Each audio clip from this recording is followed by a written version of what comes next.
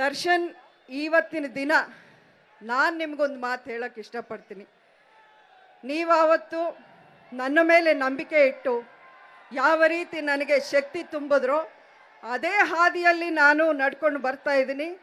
ನಮ್ಮ ನಾಡು, ನಮ್ಮ ಮಂಡ್ಯ ಜಿಲ್ಲೆ, ನಮ್ಮ ರೈತರು ಅವರ ಹಿತವನ್ನು ಕಾಪಾಡೋ ಒಂದು ದೃಷ್ಟಿಯಿಂದಾನೇ ನನ್ನ ಒಂದು ಹೋರಾಟ ಇವತ್ತಿನವರೆಗೂ ನಡೀತಾ ಇದೆ. ಇದು ದರ್ಶನ್ಗೆ ನಾನು ಯಾವತ್ತೂ ಥ್ಯಾಂಕ್ಸ್ ಹೇಳಿದ್ರೆ ಅವ್ರು ಒಪ್ಪಲ್ಲ, ಬೈತಾರೆ ನನಗೆ. ನನ್ನ ತಾಯಿ ನನಗೆ ಥ್ಯಾಂಕ್ಸ್ ಹೇಳಬಾರ್ದು ಅಂತ. ಆದರೆ ನಾನು ದರ್ಶನ್ಗೆ ಧನ್ಯವಾದ ಹೇಳೋ ರೀತಿ ಮಂಡ್ಯಕ್ಕೆ ನಾನು ಮಾಡೋ ಒಂದು ಕೆಲಸ, ಒಂದು ಸೇವೆ ಮೂಲಕನೇ ನಾನು ಅಂತ ಹೇಳೋಕ್ಕೆ ಇಷ್ಟಪಡ್ತೀನಿ. ಯಾಕೆಂದರೆ ಮಂಡ್ಯ ಬಗ್ಗೆನೂ ಅಷ್ಟೇ ಕಾಳಜಿ ಇಟ್ಕೊಂಡು ದರ್ಶನ್ ಯಾವಾಗಲೂ ಗಮನದಲ್ಲಿ ಇಟ್ಕೊಂಡು ಕೇಳ್ತಾರೆ ಇಲ್ಲಿ ಏನೇನು ನಡೀತಾ ಇದೆ ಅಂತ. ಇವತ್ತಿನ ದಿನ ಇದು ನಮ್ಮ ಮನೆಯ ಒಂದು ಹಬ್ಬದ ಥರ ಇದೆ.